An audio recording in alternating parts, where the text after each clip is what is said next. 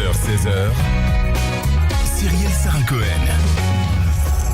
Bonjour à toutes et à tous et bienvenue sur Radio J. Je suis ravie de vous retrouver pour une heure d'émission ensemble aujourd'hui avec mon invité, psychothérapeute belge, formateur certifié en communication non violente, conférencier international, auteur du best-seller Cessez d'être gentil, soyez vrai aux éditions de l'Homme, vendu à plus d'1 million d'exemplaires et traduit en une vingtaine de langues. Aujourd'hui, Thomas Dansbourg, véritable phénomène, vient nous voir pour son 7e ouvrage intitulé Te changer toi peut tout changer.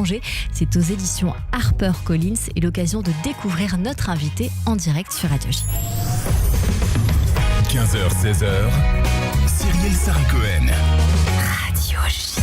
Bonjour Thomas Dansbourg. Bonjour. Merci beaucoup d'être mon invité aujourd'hui. Merci de m'inviter. Je suis ravie de vous avoir en face de moi pour découvrir votre actualité. Mais l'ADN de cette émission va énormément vous plaire puisque c'est l'envie de découvrir qui vous êtes au-delà de ce que vous faites. Et cette phrase vous parle beaucoup, je crois. Oui, clairement, c'est vrai que souvent on est jugé pour ce qu'on fait sans beaucoup d'attention pour qui on est. Et souvent nos systèmes éducatifs sont comme ça. Il faut bien faire et peu importe comment tu te sens.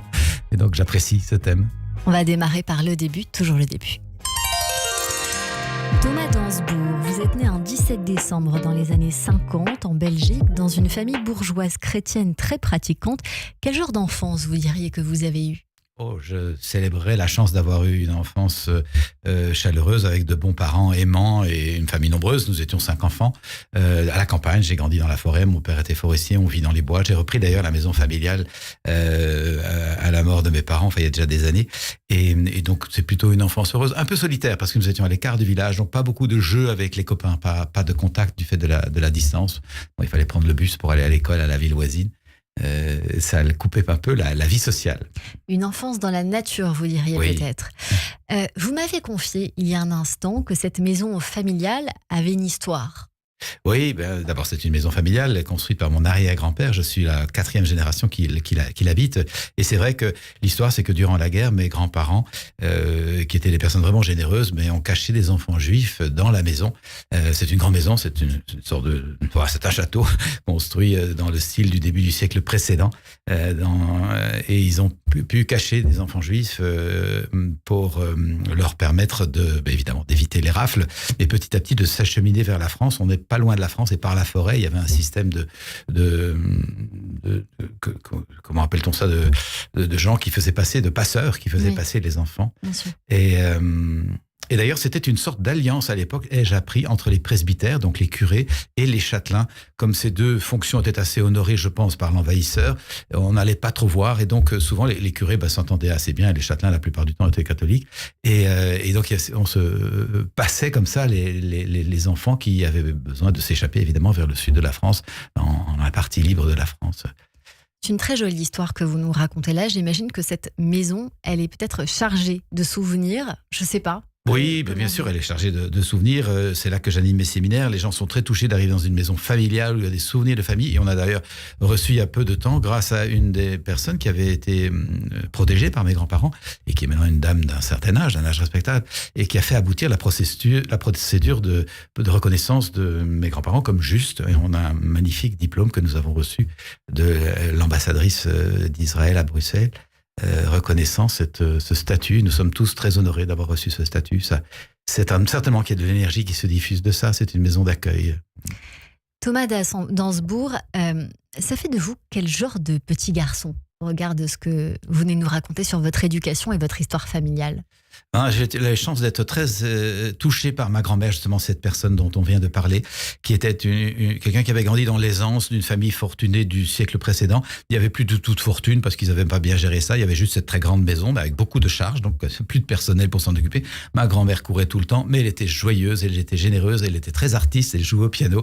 Elle faisait une cuisine toute simple pour essayer d'accommoder le peu que l'on avait. Et j'étais impressionné par la générosité, la joie de vivre et le goût de l'accueil. Je pense que ça, c'est devenu mon ADN. Votre ADN, donc, qui tient de votre grand-mère. Vous êtes timide, petit, je crois savoir. Vous avez les joues qui rougissent quand on vous parle. Oui. Vous allez faire plus tard des études de droit avant de faire un service militaire de 14 mois en tant qu'officier paracommando. Vous allez suivre et vivre un début de carrière d'abord en tant qu'avocat au barreau de Bruxelles pendant 5 ans. Quelle était votre spécialité ? Oh, j'étais dans le droit commercial, le droit des affaires, le droit des marques, le droit des baux pour les magasins, les entreprises, etc. Tout ce qui traite les contrats d'entreprise, enfin tout, l'achat, la vente, la location, tous les enjeux du business. Donc pas dans le divorce, pas pour aider les gens à traverser les conflits de cette façon-là, mais pour autant, quelque chose va vous frapper. Oui, bon, j'ai quand même fait des divorces parce que quand le patron de sa petite boîte arrive et qu'il dit je suis en pédale avec ma femme, on va divorcer, vous pouvez m'aider, on va s'occuper de ça aussi. Et j'en ai fait pas mal. Puis j'ai fait aussi un petit peu de pénal aussi. J'ai eu la chance de pouvoir faire sortir des personnes de prison et c'était quand même une grande joie de leur donner l'occasion de retrouver la vie libre. J'ai seulement mesuré la limite de ce métier qui fait surtout du droit dans le domaine où j'étais, mais qui n'aide pas forcément les êtres humains à retrouver un climat de paix intérieure suffisamment profond pour être contagieux. Or, mon intention en choisissant le métier de juriste, c'était d'aider les gens à traverser les conflits et retrouver un climat de paix. Exactement. Vous constatez que la plupart des conflits que vous accompagnez sont liés à des malentendus causés par une mauvaise écoute ou une mauvaise formulation. Et on va y venir. Vous allez ensuite travailler alors comme conseiller juridique dans une entreprise internationale pendant 10 ans. Et vous allez en partie aimer ce métier, bien sûr, mais cela va finir de vous plaire parce que vous cherchez encore plus de sens et vous cherchez peut-être le fil rouge de votre vie, ce qui explique la couleur de mon pull aujourd'hui. Ah, très bien. Merci du clin d'œil. C'est vrai que c'est une notion que je développe dans mon travail depuis des années. Nous avons tous un fil rouge et nous sommes très heureux, très alignés, très portés lorsqu'on le trouve. Et malheureusement, évidemment, très malheureux, très tendu, très frustré lorsqu'on n'a pas trouvé son fil rouge. Et ça devrait être la base de l'éducation, permettre à chacun de trouver son fil rouge. Qu'est-ce qui va le mettre ou la mettre dans une joyeuse expansion, ouverture, solidarité, partage avec les autres? Comment trouver sa boussole intérieure pour cette guidance dont je suis convaincu que nous l'avons tous, cette guidance intérieure. Nous manquons juste d'occasion de la trouver. Je souhaiterais que le système scolaire ait pour intention de permettre à chaque citoyen de sentir qu'il est bien guidé de l'intérieur et qu'il peut ainsi apprendre à déployer le meilleur de soi au service de tous. Et c'est peut-être là le cœur de votre métier, de votre travail, de votre action et votre fil rouge, Thomas Dansbourg. Mais pour aller dans la continuité de votre vie, parallèlement, pour donner encore plus de sens, vous allez vous engager comme responsable animateur dans une association. Vous vous occupez de jeunes en difficulté. Cela va durer plus de 10 ans. Qu'est-ce qui vous a d'abord le plus frappé à la rencontre de ces jeunes à la rue ? Alors effectivement, j'ai quitté la vie d'avocat dans un cabinet parce que le rythme est insoutenable. Un jeune avocat doit se défoncer, travailler ses week-ends. Moi, je voulais commencer à me connaître, à me rencontrer. Je voulais avoir des week-ends libres pour faire des stages, des formations et petit à petit m'orienter vers autre chose. Donc j'ai été consultant dans une entreprise, ça donnait un rythme plus calme. Mais la matière en soi ne m'intéressait pas. Il me manquait tellement la dimension humaine, le sens, la vie communautaire, le service à la collectivité. Et donc, en parallèle à mon métier, je me suis occupé effectivement pendant 10 ans d'une association pour des jeunes pris dans la délinquance, dans la petite criminalité, dans les gangs de rue, dans des enfants qui vivaient parfois en institution ou parfois étaient seulement laissés à eux-mêmes, parfois même des enfants de familles bourgeoises mais qui étaient à l'abandon. Et donc c'était une expérience pivot pour moi. J'ai réalisé que je voulais m'occuper d'humains et aider les humains à trouver du sens. Et puis ça m'a permis également de commencer à comprendre la mécanique, si je puis dire, de la violence qui va devenir le sujet de mon travail depuis 30 ans. Ça, on va l'expliquer dans un instant parce qu'il y a plusieurs mécaniques. Mais vous êtes frappé par quoi précisément ? Peut-être le fait que la plupart avaient quelque chose en commun. Le manque d'amour, peut-être ? Quelque chose comme ça ? Oh, clairement. Le manque d'amour, le manque de considération, le manque d'accueil dans sa singularité. Ils ont été maltraités, ils deviennent maltraitants, malheureusement. C'est souvent comme ça. Ils ont manqué profondément de structure, de tendresse, de douceur, et donc ils ont eu l'impression d'être brutalisés, et à leur tour, ils brutalisent. Et donc, c'est pas un phénomène que l'on va pouvoir aborder par la bonne morale. Nous avons absolument besoin de comprendre la psychologie, les ressorts pour pouvoir démanteler petit à petit et apprendre à créer des relations humaines aimantes, structurantes, aidantes. Vous dites que notre vraie nature, c'est l'empathie et l'attention mutuelle. J'ai acquis cette profonde conviction, effectivement, notamment en m'occupant de gamins qui n'ont pas l'air d'être très empathiques, ni très bienveillants, parce qu'ils jouent du couteau dans les rues pour arracher les sacs aux vieilles dames, etc. Et ils te balancent des pavés dans les vitrines pour piquer la caisse. J'ai vu tout ça, j'ai accompagné tout ça. Tout ça, c'est un langage malheureux, désespéré pour tenter de se dire « j'existe, donnez-moi une occasion d'exister, d'avoir du sens. Mais si vous ne me la donnez pas de façon positive, vous allez voir que je vais me le trouver, moi, de façon négative. » Exactement. Mais Thomas Dansbourg, ce que vous nous expliquez, c'est que tout est à l'intérieur de nous finalement, et que c'est à nous d'être le meilleur positif, le plus positif pour nous-mêmes et pour les autres. Et dans des cas comme ceci, on doit quoi? Déprogrammer? Oui, c'est ça, c'est une déprogrammation. Et c'est une bonne nouvelle. Il y a programmation, donc il y a déprogrammation possible. Il y a des habitudes qui sont prises, des encodages qui sont faits. On peut désencoder, on peut changer d'habitude. Bonne nouvelle. Et c'est bien le thème de mon dernier ouvrage qui sort là à l'instant. Te changer, toi, peut tout changer. C'est de montrer ma conviction profonde depuis 30 ans d'accompagnement de tant de personnes à travers la souffrance, la difficulté, la quête de sens. Nous disposons pour nous transformer d'un pouvoir aussi considérable qu'ignorer la plupart du temps, parce que nos systèmes éducatifs et nos cultures ne nous donnent pas les clés de ce potentiel de transformation, d'éveil qui est en nous. On va le développer dans un instant, mais cette expérience va vous changer, je l'imagine, influer davantage sur votre envie de comprendre l'humain, la difficulté d'être en général, mais aussi la violence et peut-être vous comprendre, vous aussi, Thomas Dansbourg. Vous sentez alors que votre formation de juriste ne vous permet pas de traiter convenablement ces problèmes. Vous allez vous diriger vers la psychothérapie. Pendant un temps, vous ferez ces 2 emplois en même temps, jusqu'au jour où il faudra en lâcher un. Et j'aimerais beaucoup que vous nous racontiez ce basculement, parce qu'il faut ce mouvement de bascule dans la vie de tout à chacun pour se transformer, et notamment les mots de votre épouse Valérie quand vous avez douté. Oh, c'est joli de rappeler ça, merci. Oui, bien sûr, j'avais pu négocier grâce aux compétences développées par la pratique de la communication non violente, l'approche que j'ai apprise de son fondateur, le docteur Marshall Rosenberg, avec qui je me suis formé il y a plus de 30 ans.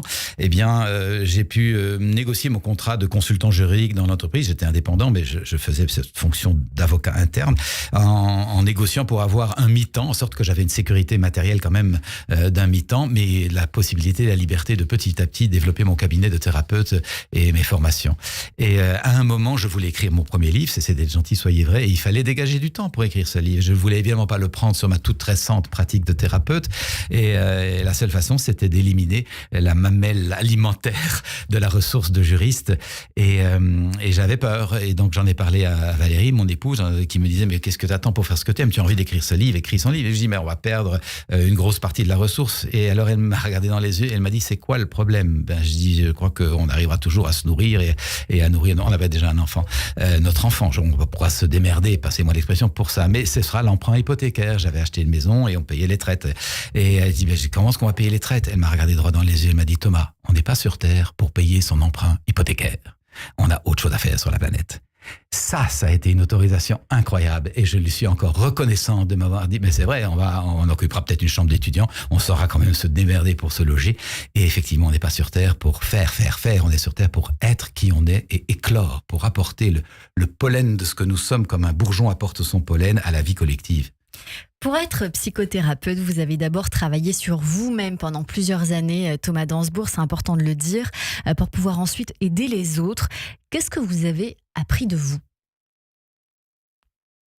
Alors c'est délicat de dire ça sans avoir l'air prétentieux. Ce que j'ai appris de moi, c'est qu'il y avait un trésor de sensibilité, de délicatesse, de puissance de vie que j'avais négligé pour être un gentil qui fait bien ce qu'on attend de lui, rester assis à l'école, ingurgiter la matière, passer son bac, passer un beau diplôme de droit et essayer de faire sa vie tranquillement sans trop déranger.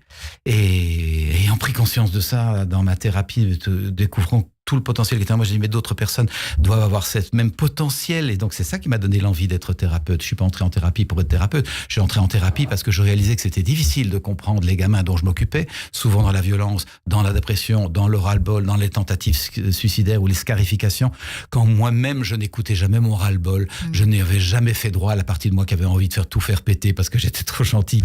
Je n'avais jamais écouté la partie de moi dépressive qui, par moments, aurait bien voulu peut-être en terminer. J'étais trop gentil, j'étais édulcoré, j'étais maquillé et j'ai réalisé donc qu'en m'écoutant, je me libérais de programmation et que je retrouvais petit à petit, ou en tout cas je rencontrais la vraie personne que je suis derrière le personnage et très vite je me dis mais d'autres personnes doivent être dans les mêmes pièges. J'ai envie d'être thérapeute pour aider les gens à s'émanciper de ce qu'ils ne sont pas.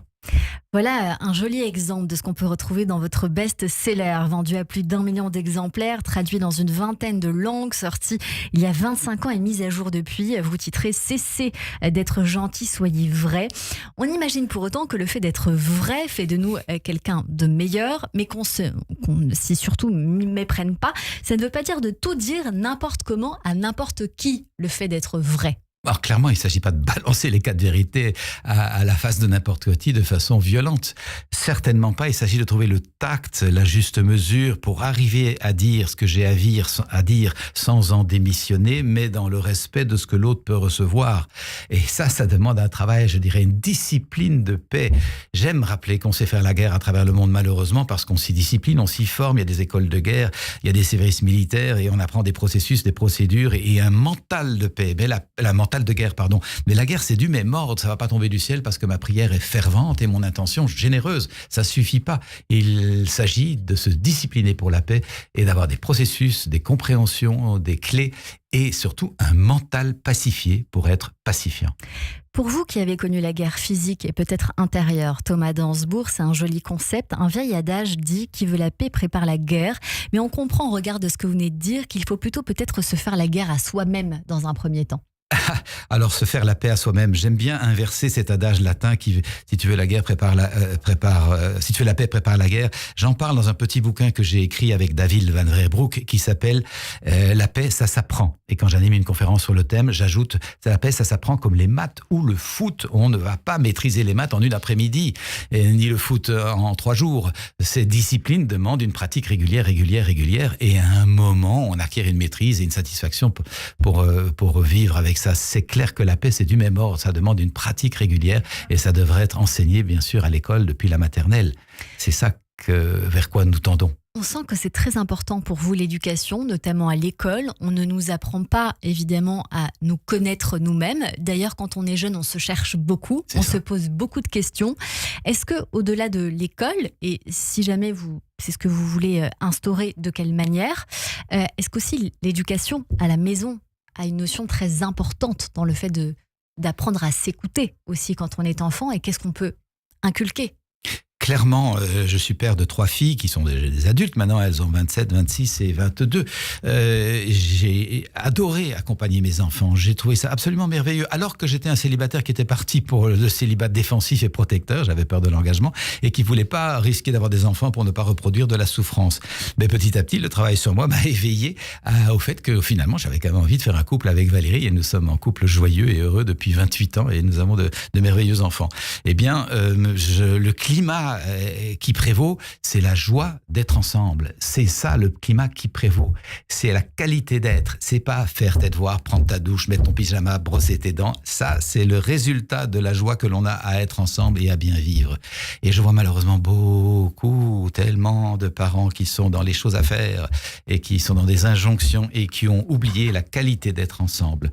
La petite devise décapante de la communication non violente, cette approche que j'enseigne depuis plus de 30 ans, est le lien d'abord, le résultat ensuite. Et ce n'est pas que l'on se fiche du résultat, c'est simplement qu'on a pu observer par la pratique que si je suis préoccupé résultat sans qualité de lien, le résultat n'est pas satisfaisant du tout et en tout cas pas pérenne. Inversement, si j'ai pris soin de bien nouer du lien profond, du lien joyeux, du lien respectueux, la plupart du temps, le résultat se trouve petit à petit de façon satisfaisante. Vous parlez de la communication non violente, en effet, développée par Marshall Rosenberg. Vous êtes devenu formateur certifié, mais vous êtes allé encore plus loin parce que vous avez conceptualisé une notion d'intériorité citoyenne. Je vais m'expliquer. C'est une démarche de travail sur soi, d'abord, bien évidemment, et ensuite de responsabilité émotionnelle et d'engagement social, ce qui veut dire que plus on se connaît, plus on se transforme personnellement, plus on travaille à la transformation collective des autres, mais aussi du monde. Est-ce qu'on peut expliquer les choses de cette manière-là ? C'est tout à fait ça, absolument. Je vois que les personnes qui acceptent de se remettre en question, de revisiter les systèmes de pensée qui jusque-là prévalaient comme s'ils étaient inchangeables, et de les ajuster, de les affiner, de démanteler ce qui freine, ce qui bloque, ce qui les divise, et de s'ouvrir à une qualité de relation beaucoup plus féconde avec soi puis avec les autres, se révèlent des personnes qui transforment la vie, qui apportent de la paix, qui apportent de la bienfaisance, qui apportent de la créativité, de la solidarité, du partage. Et je demande à personne de me croire, parmi ceux qui nous écoutent, mais peut-être juste de l'entendre. Et c'est au point que j'ai écrit un petit bouquin qui est sorti en 2008, il y a déjà un bout de temps, qui s'appelle Du je au nous. En connaissant le je vais nourrir un nous fécond. Et le sous-titre est L'intériorité citoyenne, le meilleur de soi au service de tous. J'ai pu réaliser que les personnes sont coupées du meilleur d'elles-mêmes, comme je l'étais moi-même, on l'a rappelé il y a quelques instants, et que le travail sur soi permet de découvrir le meilleur de soi et donc de sortir d'une sorte de frustration, tristesse, solitude qui prévaut lorsqu'on ne sait pas très bien qui on est, qu'on n'est pas tout à fait à la bonne place, qu'on ne se sent pas vraiment légitime, qu'on n'ose pas dire non, qu'on se compare sans arrêt, que l'on est terrorisé par le jugement des autres. Ça rend pas la vie heureuse. On a absolument, particulièrement dans l'époque que nous traversons, extrêmement confus, de citoyens qui savent mener leur vie, prendre des décisions et apporter du neuf dans ce monde. Et ça demande une bonne estime de soi. Dans votre nouvel ouvrage, Te changer toi peut tout changer, aux éditions HarperCollins, vous allez encore plus loin avec un constat. Notre rapport à l'existence dépend bien plus de nos croyances et nos habitudes de pensée qui commandent nos comportements que nos conditions de vie réelles. Je trouve ça très intéressant, alors que certains peuvent s'apitoyer sur leur sort en se disant qu'ils en sont là par rapport à leur environnement, leur éducation, ce qu'on leur a inculqué à la base. Mais oui. Mais ce serait le cerveau, en fait. Mais bien sûr, parce que nous sommes, loin s'en faut, pas toujours responsables de ce qui nous arrive. Il nous arrive des trucs parfois qui ne sont pas du tout souhaités, c'est clair, mais nous sommes toujours responsables de comment nous allons réagir à ce qui nous arrive. Et ce comment nous allons réagir à ce qui nous arrive dépend tout à fait de nos systèmes de pensée. Je me souviens comme thérapeute d'avoir accompagné 2 personnes dans des circonstances extrêmement semblables. L'un, depuis des années, s'interroge sur lui, voudrait créer sa petite entreprise, mais il est cadre dans une grosse boîte, il a la sécurité financière, il est dans cet enjeu un peu piégeant, je vais quitter ma sécurité, est-ce que je vais m'en sortir? Et un jour, il arrive joyeux en thérapie en me disant, je suis foutu dehors, je suis licencié avec d'autres gens, eh bien je reçois le coup de pied au derrière que je n'osais pas me donner à moi-même, je vais enfin pouvoir créer ma petite boîte. Et il est au fond tout content de cette décision qui lui arrive. Quelques semaines plus tard, je reçois quelqu'un qui est dans la même circonstance, mais qui ne s'est jamais posé de questions, qui subit son boulot de cadre supérieur dans une grosse boîte, au bord de la dépression, mais il ne s'est jamais interrogé. Mais là, il est tout d'un coup licencié. Et pour lui, c'est la catastrophe. Il n'a jamais pensé à autre chose. C'est exactement les mêmes circonstances, humainement vues de l'extérieur, en tout cas. Mais ils n'ont pas la même disposition d'esprit et de cœur par rapport à ce qui leur arrive. Et ça, c'est l'extraordinaire pouvoir de la non-violence. C'est de transformer, ou en tout cas de revisiter nos systèmes de pensée. On a tellement d'exemples de gens. On peut penser, bien sûr, à des gens qui ont vécu dans la tragédie des camps nazis. Etty Hillesum, par exemple, ou Viktor Frankl. Qu'est-ce qu'ils ont réussi à garder une conscience éveillée, solidaire, empathique, malgré l'épouvantable tragédie. Ça prouve bien que l'on peut être maître de son système de pensée. Parce que quand on entend communication non violente, Thomas Dansbourg, on a tendance à penser que c'est vis-à-vis des autres, mais c'est d'abord vis-à-vis de nous-mêmes, de notre intérieur. Être bon pour soi, être, je dirais même, tolérant avec soi. On va continuer cette émission, mais avant de la poursuivre, j'aimerais vous dire quelque chose qu'on m'a dit une fois, que j'ai trouvé absolument déculpabilisant et délicieux, et j'aimerais avoir votre avis sur cela. On m'a dit, tu fais ce que tu peux. Est-ce que vous êtes d'accord avec cette phrase-là ? Je suis là d'accord dans la mesure où nous sommes conscients que ce que nous pouvons est souvent bien au-delà de ce que nous croyons. Nous avons une telle capacité à pouvoir autre chose que ce que malheureusement nos compréhensions frileuses de nous-mêmes nous permettent, que je suis d'accord pour autant qu'on ouvre la perspective à la conscience qu'on peut sans doute plus que ce qu'on croit. On va poursuivre cette émission avec vous, Thomas Dansbourg, pour votre ouvrage Te changer toi peut tout changer, aux éditions HarperCollins. Et puis on revient évidemment dans un instant, juste après le rappel des titres avec mes chroniqueuses aujourd'hui, Johanna Sultan, Sarah Elbaz et Véronique Zana. À tout de suite sur Radio J. Radio J. Cyrielle Sarah Cohen.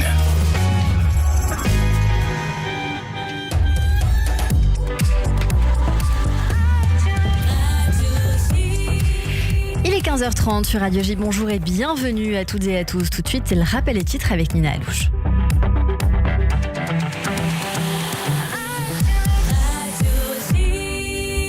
Bonjour Nina. Bonjour Cyrielle, bonjour à toutes et à tous. À la une de l'actualité, 7e visite du Premier ministre israélien aux États-Unis depuis la réélection de Donald Trump. L'objectif, empêcher les États-Unis de conclure un accord nuisible avec Téhéran. Hier, le président américain Donald Trump a réitéré que l'Iran serait, je cite, stupide de ne pas trouver un compromis. Il estime que les négociations actuelles sont différentes et plus prometteuses que les précédentes. L'autorité palestinienne dénonce comme un crime contre l'humanité la décision d'Israël d'expulser 2 Palestiniens condamnés pour terrorisme et de leur retirer la citoyenneté israélienne. Cette décision annoncée hier s'appuie sur une loi de février 2023 qui permet d'expulser et de déchoir de leur citoyenneté les personnes condamnées pour terrorisme. Le président de l'autorité palestinienne Mahmoud Abbas demande une réponse ferme des États-Unis et de la communauté internationale face au projet israélien de renforcer son contrôle sur la Judée-Samarie. En visite à Oslo, il a indiqué avoir évoqué ce sujet avec le Premier ministre norvégien.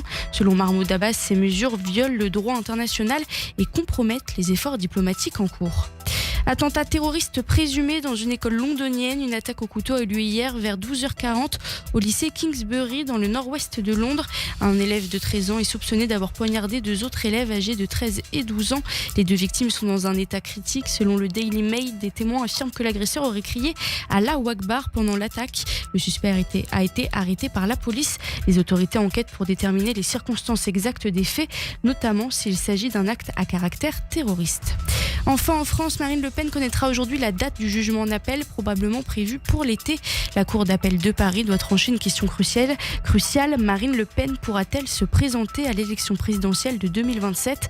Les procureurs ont requis 4 ans de prison, dont 3 avec sursis, 100 000 € d'amende et surtout 5 ans d'inéligibilité. Merci beaucoup Nina Alouche. On vous retrouve à 16h pour le journal complet. Tout de suite une très courte pause et c'est la suite de notre émission avec mon invité Thomas Dansbourg pour son ouvrage de Changer toi peut tout changer aux éditions HarperCollins et mes chroniqueurs nous rejoignent sur Radio J. Radio J, le 6-9, Ilana Ferradian. Bonjour, c'est David Revaud-Dallon. Retrouvez-moi tous les jours, du lundi au jeudi à 7h45 pour l'interview politique de Radio J. France, gouvernement, assemblée, campagne électorale, Israël, international. Chaque matin, un invité politique pour comprendre les grands enjeux contemporains à 7h45 dans le 6-9 uniquement sur Radio J.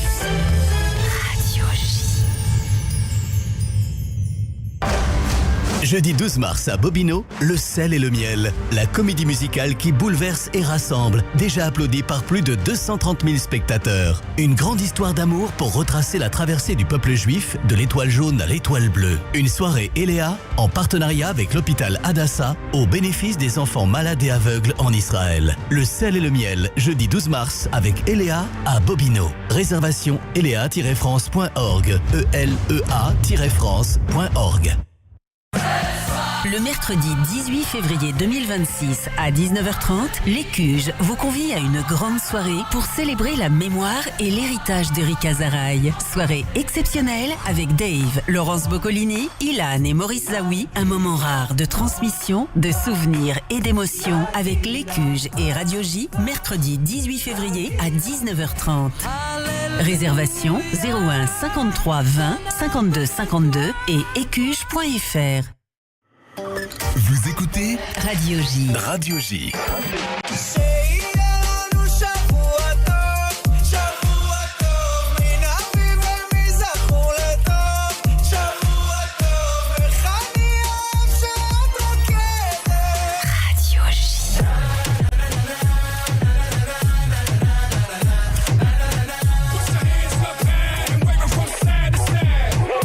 Montez le son.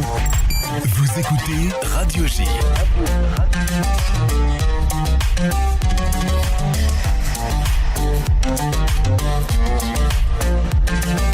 Ça, c'est uniquement sur Radio J.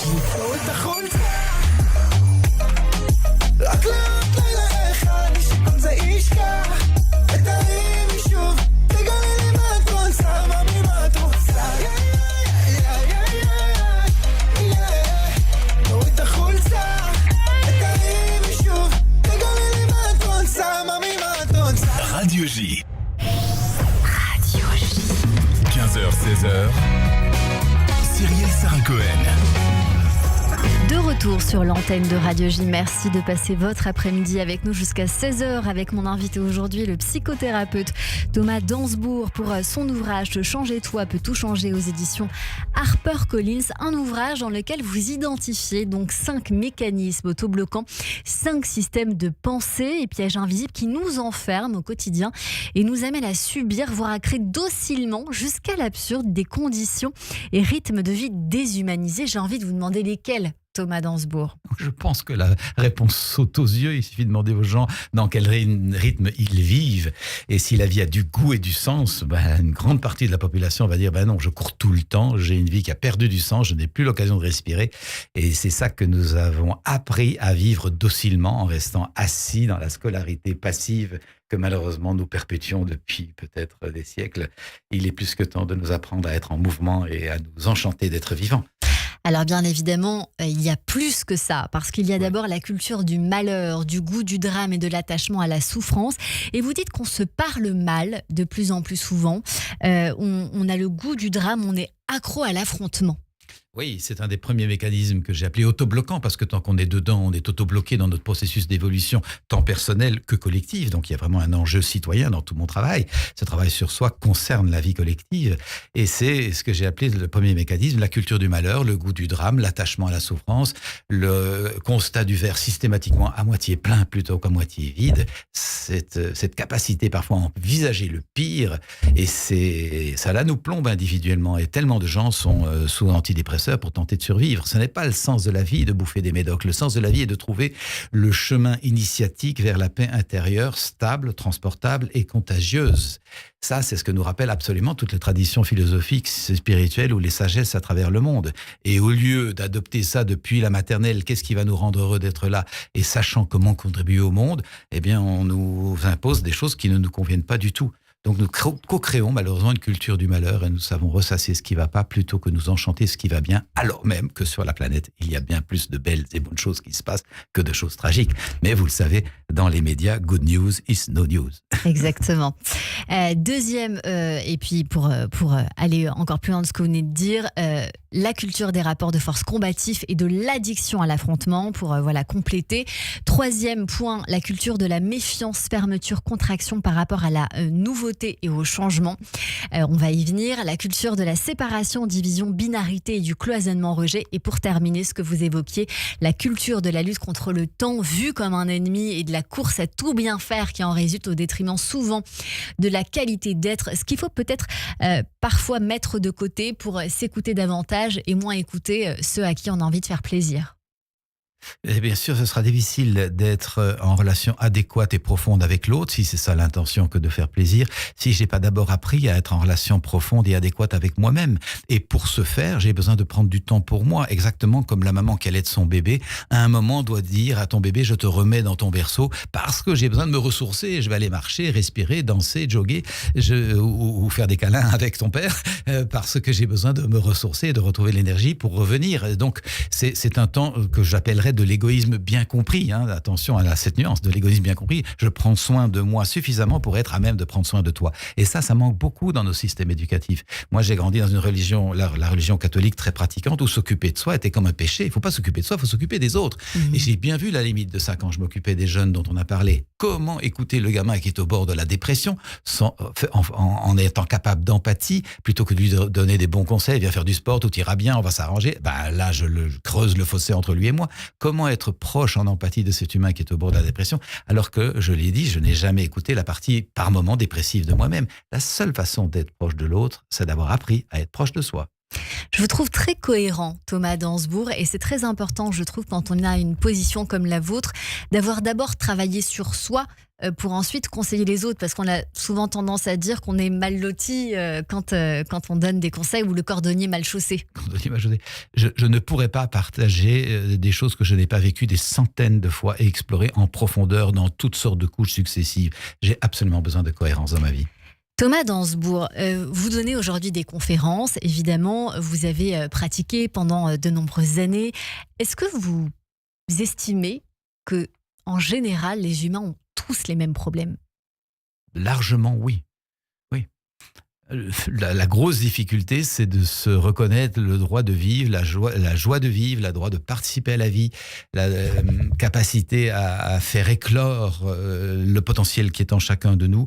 Je parle bien sûr de ceux qui ont la chance, on est bien d'accord, d'avoir suffisamment de sécurité matérielle, physique, un toit sur la tête. Et sinon, la vie consiste pour beaucoup de nos contemporains, on est bien sûr à s'assurer de quoi manger jusque demain et d'avoir un toit pour passer la nuit. Mais si on a pu dépasser cette premier niveau de survie, je pense que ce qui rassemble les êtres humains, c'est le besoin d'avoir de vraies bonnes relations avec soi, les autres et avec la vie. Ce que je comprends au regard de ce que vous venez de nous dire, c'est que quelque part, si on n'est pas soi-même, si on est dans la frustration de ce pourquoi peut-être on est fait, on n'est pas heureux, et de surcroît, on n'est pas heureux avec nous-mêmes, avec les autres, on n'est pas sur notre chemin, sur notre bon fil rouge, et ça ne peut que être chaotique. Clairement, lorsque nous ne sommes pas portés par la vie, parce que nous n'avons pas trouvé, et peut-être nous ne l'avons pas cherché, notre fil rouge, nous ressentons de l'amertume d'être un peu à côté de nos pompes, comme dit la vie, la formule. Et donc, de l'amertume s'installe, de la frustration, et nous allons assez souvent la faire payer aux autres, par de l'agressivité, par de la brutalité, on va se mal parler,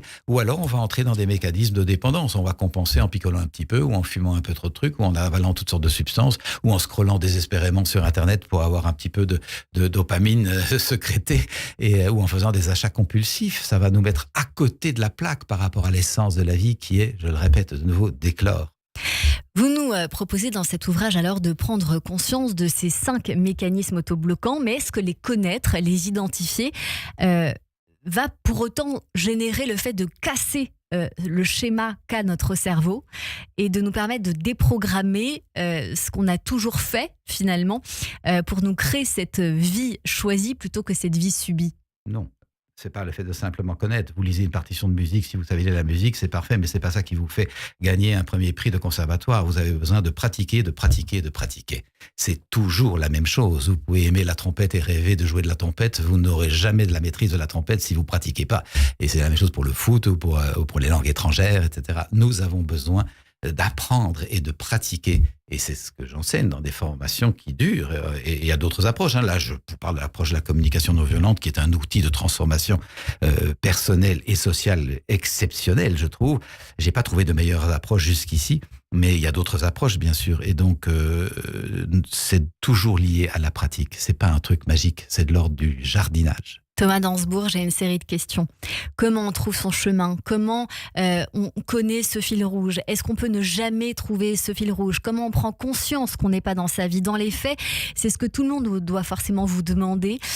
Comment on déprogramme notre cerveau sur nos croyances limitantes? Peut-être parce qu'on n'a pas la sensation de pouvoir être dans l'action qu'on a envie de mener pour notre vie. Comment on se transforme de l'intérieur, dans le concret pour ceux qui sont lucides, et qu'est-ce qui peut être aussi le déclencheur qui fait qu'on change sa vie? Le déclencheur, en tout cas, je peux parler de ce qui a été le mien, c'est la sensation de frein. J'avais une aspiration à une vie beaucoup plus joyeuse, beaucoup plus solidaire, beaucoup plus attentive, beaucoup plus en expansion. Et je sentais de la contraction, de la limite, du frein, comme si une sorte de main me retenait par derrière en me disant il ne faut pas déranger, il ne faut pas aller trop vite, il ne faut pas faire différemment des autres, il ne faut pas se montrer. Et c'est beaucoup des principes éducatifs dans la so-called bonne éducation bourgeoise catho que j'ai reçue. Et donc, nous avons besoin de sentir que par rapport à la pulsion de vie qui nous habite, que j'appelle moi le fil rouge, nous sommes retenus. Lorsqu'on constate ça, on dit qu'est-ce qui me retient? Et je vais passer du temps à écouter ce qui me retient. Ma timidité, ma frilosité, la méconnaissance de moi, du temps à écouter ce qui me retient. Mais aussi, et également, du temps à vers quoi j'aspire. Qu'est-ce qui fait du sens pour moi? Qu'est-ce qui me fait tressaillir? Quelle est une lecture qui m'a enchanté? Quel est un film qui m'a donné le goût de vivre ça? Quelle est une conversation qui m'a animé? Et donc, de ranimer le feu. Nous avons, je l'ai dit, tous une boussole, mais elle a pu être rouillée par les habitudes et parfois par des traumatismes. On est bien d'accord. Comme thérapeute, je suis bien placé pour le savoir. Mais elle est prête à se dérouiller si on s'en occupe. Et une bonne façon de dérouiller, c'est de prendre du temps pour clarifier qu'est-ce que j'aime, qu'est-ce qui fait sens pour moi, de quoi je rêve. Un des ateliers que j'anime avec les groupes, c'est de permettre aux personnes d'écouter tous leurs rêves. C'est une puissance de vie extraordinaire, les rêves. Alors, on va peut-être pas forcément réaliser le rêve en tant que tel, mais le rêve nous parle de quelque chose que nous pouvons sans doute, et c'est le constat la plupart du temps des participants, mettre en place là où nous sommes, avec les moyens que nous avons, sans faire de grosses transformations. Mais ça a souvent été complètement anesthésié parce que dès qu'on a rêvé, une partie raisonnable a dit « arrête de rêver, sois raisonnable » et pouf, on est retombé dans la vie quotidienne en oubliant la puissance de transformation qui est en nous. Thomas Dansbourg, je pourrais évidemment continuer cette émission avec vous pendant plus d'1 heure, c'est Allons-y. certain. J'aimerais beaucoup, mais je ne peux pas. J'ai envie de vous demander de conclure tout ce qu'on vient de se dire avec une seule petite phrase, peut-être celle d'Howard Truman. Tourman, je crois. Howard Tourman. Tourman, oui. Ah oui, c'est une magnifique phrase que j'ai découverte grâce à mon ami David Savant-Schreiber, malheureusement décédé il y a quelques années, et qui la citait quelque part. Je le remercie de me l'avoir fait connaître. Howard Tourman, philosophe, théologien, pasteur, disait ceci: ne cherchez pas ce dont le monde a besoin. Cherchez ce qui vous éveille à la vie, et puis faites-le, parce que ce dont le monde a besoin, c'est d'être qui s'éveille à la vie. c'est magnifique. J'aime beaucoup cette conclusion. Tout de suite, on va vous emmener au cinéma puisque nous sommes mercredi. Radio J. Bonjour à vous, Johanna Sultan. Bonjour Cyrielle, bonjour Thomas Dansbourg. Bonjour. Alors, cette semaine, l'actualité du cinéma est particulièrement riche. Alors, je vous ai sélectionné 3 films français et un film étranger. Et on commence tout de suite avec LOL 2.0. Ah bah oui. Alors 18 ans après LOL, Lisa Azuelos retrouve ses personnages pour raconter une nouvelle étape de leur vie. Anne, 55 ans, pense enfin profiter de sa liberté quand ses enfants quittent la maison. Mais tout se dérègle lorsque sa fille revient vivre chez elle et que son fils lui annonce qu'elle va devenir grand-mère. Entre générations qui se frottent, rêves qui évoluent et nouveaux élans amoureux, LOL 2.0 raconte ce moment où la vie ne suit plus vraiment le plan prévu. C'est sûr que moi, ça m'amuse de revenir vivre chez ma mère. Comme ta sœur, là, il y a 15 ans. J'ai encore le droit de me sentir chez moi ici ou plus du tout? Welcome back. Non, hé. J'ai rencontré un homme avec son chien, là. Vincent, enchanté. Très beau, hein. Qui ça, le chat ou le mec? Voilà, Lisa Azuelos reste fidèle à son cinéma joyeux et rassurant. Elle réunit Sophie Marceau, Vincent Elbaz, Françoise Fabian, toujours là, 93 ans, et une nouvelle génération incarnée notamment par Thaïs Alessandrin et Victor Belmondo. Voilà, je vous le recommande vraiment parce que LOL 2.0 parle du temps qui passe avec beaucoup de douceur, d'humour et une vraie sincérité, et en plus porté par une Sophie Marceau rayonnante. Alors juste, Thaïs Alessandrin, je crois que c'est la fille Oui. de Lisa Azuelos. Lisa Je trouvais Azuelos, important tout à fait. de le dire. Forcément, on va aller voir ce film rien que pour Vincent Elbaz et fait, Sophie vous pouvez. Marceau, qu'on aime énormément. Je dis ça pour Sarah Elbaz qui est en face de moi, qui n'est pas sa cousine ni sa sœur, certainement pas, mais qui voudrait plutôt être sa femme. On en parlera dans un instant. Et puis, autre film cette semaine au cinéma, Hurlevent, bien sûr, avec Margot Robbie et Jacob Elordi. Alors dites-nous tout parce que j'ai hâte. Alors, Hurlevent, c'est l'histoire d'Heathcliff, un enfant abandonné et recueilli par la famille d'Earnshaw qui grandit dans un climat de violence et de rejet. Il tombe passionnément amoureux de Catherine, la fille de la famille. Elle l'aime aussi, mais choisit d'épouser un homme riche, espérant calmer les tensions. Blessé, humilié, Heathcliff disparaît avant de revenir animé par une passion et une rancœur dévastatrice. C'est une histoire d'amour absolu, mais aussi de vengeance où les sentiments brûlent tous sur leur passage. Que ferais-tu, Heathcliff, si tu étais riche? Sûrement ce que font tous les hommes riches. Je vivrais dans une grande maison. Je serais cruel avec mes domestiques. Je prendrais une femme. Une femme? Quelle femme? Heathcliff, tu n'es pas à la hauteur. Pas pour elle. Voilà, avec Hurlevent, la réalisatrice Emerald Fennell propose une adaptation plus sombre et plus gothique du roman d'Émilie Brontë, mais avec le casting le plus sexy du moment. On envisage la fin, mon Dieu, il fallait voir ça. On va changer complètement de registre avec L'Infiltré, le film d'Ahmed Silla, très attendu aussi. Oui, L'Infiltré, c'est l'histoire de Maxime, un policier plutôt maladroit à qui l'on confie une mission ultra sensible pour infiltrer un gang de guerrières redoutables dirigé par le dangereux tonton joué par Caris. Il va devoir changer d'identité et se faire passer pour une femme. Une mission à contre-emploi total, risquée, improbable, mais qui lui permet enfin de toucher à son rêve, devenir agent infiltré. Je vous observe depuis un moment et je pense que vous avez toutes les qualités requises pour faire un excellent agent de terrain. Je suis votre homme. Bon, tu sais quoi? Si tu veux pas le faire, tu le dis tout de suite. Je veux pas le faire. Eh ben super, allez viens. Voilà, l'infiltré fonctionne très bien pour un premier long métrage. Ahmed Silla s'appuie sur un scénario solide signé Dave Cohen avec des personnages féminins forts et une vraie dimension féminine, voire féministe. On retrouve Michel Larocque au casting, toujours très efficace. Bref, un premier film très réussi pour Ahmed Silla. Ça donne très envie. Et pour conclure cette chronique cinéma, on termine avec Les Enfants de la Résistance, le nouveau film de Christophe Baratier qui était sur notre antenne ce matin et adapté de la célèbre bande dessinée. Alors oui, on est en 1940 dans un petit village français. L'armée a perdu, les Allemands arrivent et tout le monde est un peu sonné. Tout le monde sauf François. Il n'a que 13 ans mais il refuse de rester les bras croisés. Alors avec son copain Euseb et Lisa, une jeune réfugiée accueillie par sa famille, il décide d'agir à sa manière. Pas avec des armes, mais avec des idées, du courage et une énergie incroyable pour bousculer l'occupant et redonner un peu d'élan au village. Toute personne sortant durant le couvre-feu le fera à ses risques et périls. Gestapo, faites sortir vos élèves. Et vous dites rien? Mais qu'est-ce que tu veux qu'on dise? Vous êtes rien que des lâches, c'est tout. On peut pas rester comme eux là, sans réagir. On enverra des messages aux gens. L'occupant pille les ressources du pays pour les ramener chez eux. Signé Lynx. Voilà, Les Enfants de la Résistance, c'est une belle adaptation de la bande dessinée qui semble presque écrite pour Christophe Baratier, à qui on doit bien sûr Les Choristes. Il retrouve ici ce qu'il sait faire de mieux, raconter l'enfance dans un contexte historique fort, en restant toujours à hauteur d'enfant. Le film assume pleinement sa vocation pédagogique, sans jamais devenir pesant et parvient même à être parfois étonnamment dur sans montrer frontalement la violence. On y trouve un bel équilibre entre émotion, humour et gravité, avec des personnages adultes bien incarnés, notamment Artus et Gérard Jugnot, qui donnent de l'épaisseur au récit.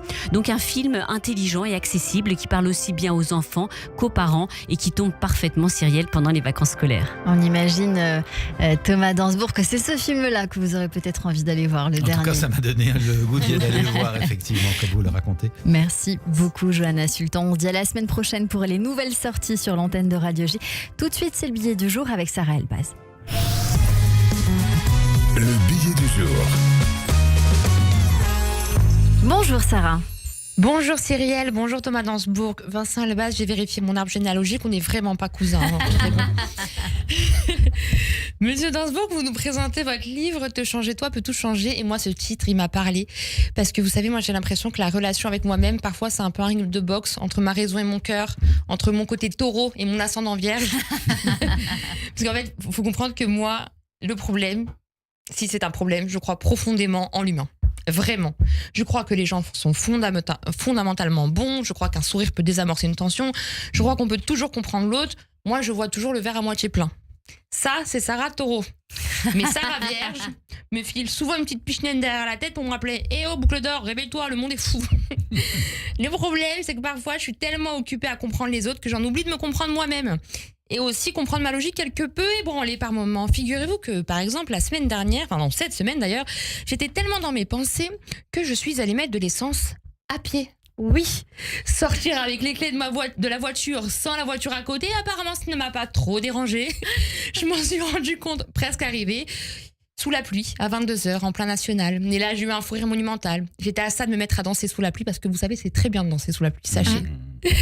Donc puis, vous avez rempli la jerrycan, vous avez fait quoi? Non mais je suis repartie. Ah oh là là. Et puis je vous ai envoyé un message, Cyrielle, voilà, pour vous raconter mes péripéties. Et j'aurais pu effectivement remplir la jerrycan, oui c'est vrai. Et puis il y a ces petites choses du quotidien, acheter 3 baguettes au lieu d'une parce que je chantais que là, ça ferait plaisir à la boulangère qui a passé une mauvaise journée. Et puis tant pis si on se retrouve à faire du pain perdu pendant 2 jours, le plaisir est dans l'intention, pas dans la logistique. Et puis j'ai eu un petit shot de dopamine tant qu'à faire. En lisant le titre de votre livre, je me suis dit, et si le vrai changement ne consistait pas à tout contrôler autour de moi, mais à désactiver certains automatismes? Ces réflexes qui me font absorber l'énergie de tout le monde, répondre à tout le monde, anticiper tout le monde et parfois m'oublier moi-même. Alors, je regrette pas d'être comme je suis, je veux pas devenir dure ou indifférente, mais peut-être que je peux apprendre à ne pas subir tout en continuant à être bienveillante. Peut-être que se changer soi, ce n'est pas devenir quelqu'un d'autre, mais simplement arrêter de se perdre en route. Alors oui, si me changer moi peut tout changer. Alors, je promets pas de devenir parfaitement alignée de demain, mais je promets de continuer à rire, même sous la pluie, avec mes clés à la main et à savourer mes 3 baguettes. Et franchement, ça c'est déjà un petit miracle d'intérieur. Merci à vous. Merci beaucoup Sarah Elbaz pour cette chronique. Tout de suite, c'est votre portrait sur notre antenne. Le portrait psychologique.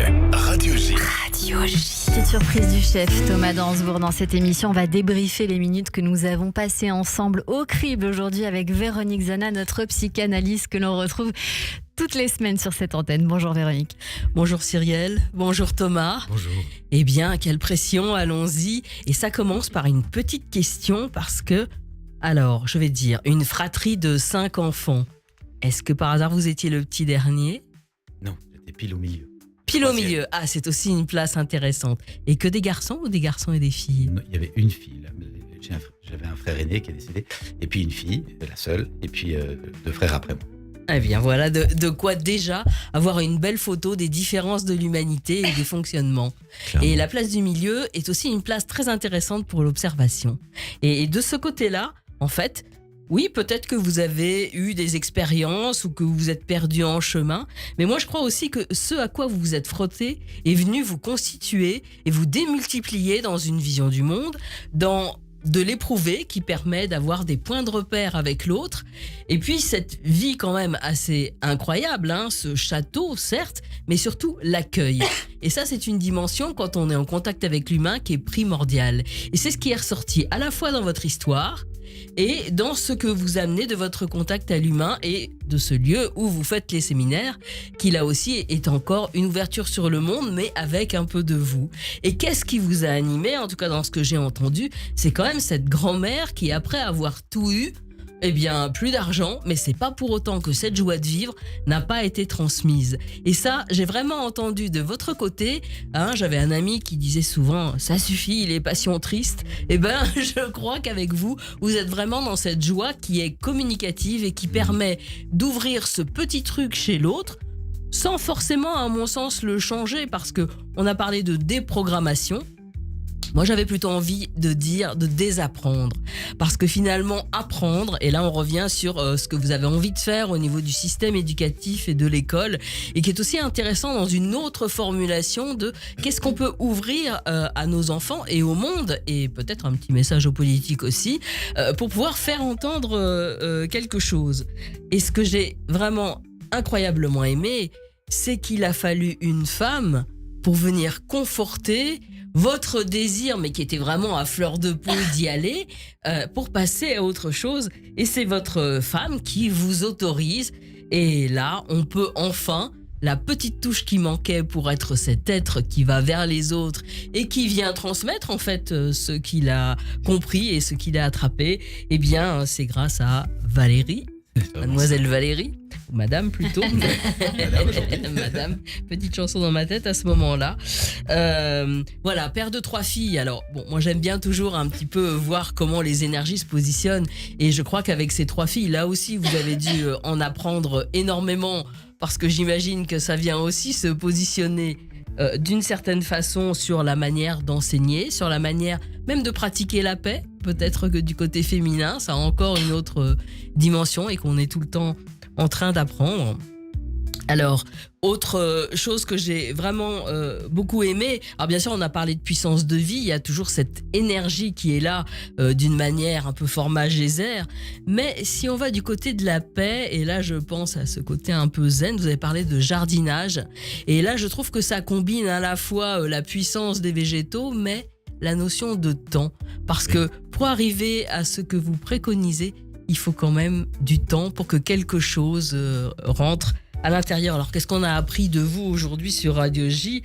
Que toutes les phases sont importantes pour pouvoir se repositionner et désapprendre et enfin entendre enfin son désir, et que cette violence peut devenir une énergie pour se transformer au service de soi et des autres, et que la paix émancipe et qu'elle est nécessaire à notre civilisation. Merci beaucoup. Merci infiniment pour ce témoignage et ce recap. Merci beaucoup Véronique Zana. Merci à vous Thomas Dansbourg d'être venu nous voir pour votre ouvrage Te changer toi peut tout changer aux éditions HarperCollins. On se dit rendez-vous demain dès 15h avec mon invité Jean-Luc Lemoine. À demain sur Radio J.